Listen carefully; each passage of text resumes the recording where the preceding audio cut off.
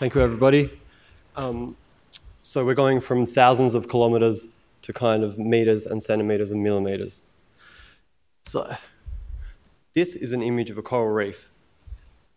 Beautiful, it's in Palau, it's approximately 80% coral cover, and it's acropora dominated.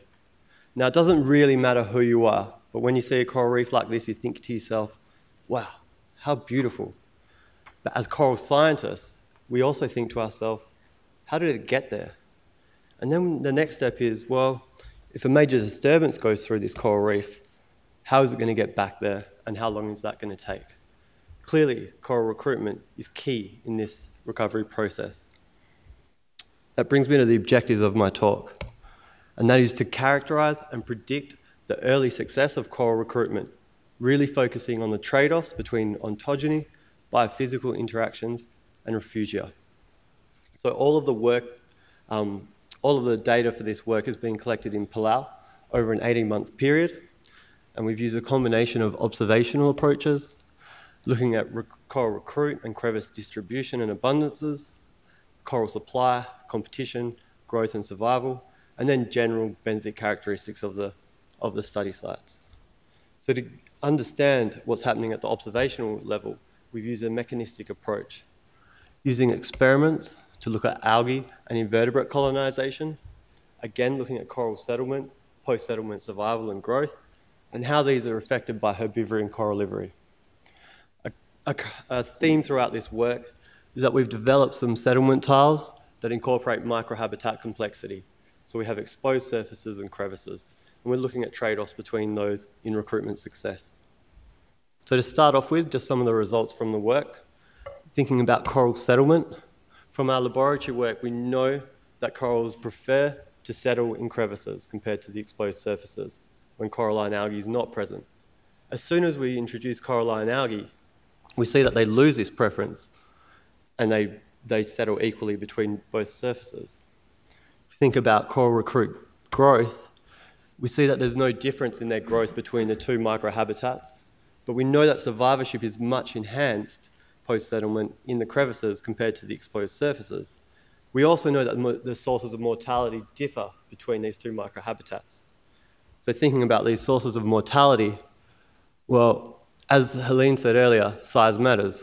So post-settlement, as you grow bigger, your probability of survivorship greatly enhances. We also know that competition is really important, and things like bryozoans compete heavily with corals early post-settlement, and they are a high source of mortality. Now, if you think about herbivory and corallivory, firstly, looking at Tinocheta striatus, the common herbivore on coral reefs, we see that they graze equally on exposed surfaces. Doesn't matter really on the coral recruit size, but they're hardly grazing in crevices at all. Now, if we think about a butterfly fish, we see that, again, a similar pattern in terms of that they're only predating on recruits on the exposed surfaces of the tiles. But we also see that the size escape is important here. So they're only predating on coral recruits once they're at least 3 millimeters in diameter. So how do we put all of this together, this complexity? Okay, well, of course, it's using a spatially explicit individual-based model. So what we've done here, we use our observational data to set up our matrix, which consists of exposed surfaces and crevices. And then we colonize that matrix with different kinds of invertebrate and algal groups, including turfs and lobophora, macroalgae, heterotrophs, and CCA. Corals then come and settle on this, and then they grow.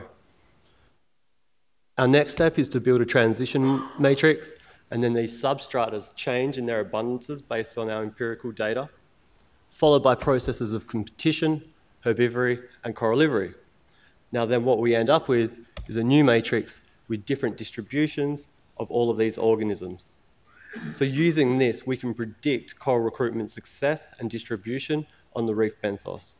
And then we can see how this is affected by different disturbances at any of these processes. So if there's one final message that I'd like you to take home from my speed talk, is that for successful coral recruitment, a coral recruit needs to move into a new area, remain hidden, fight without losing, grow wider, avoid death, grow taller and faster until you make many another. From all of my co-authors and I, thank you.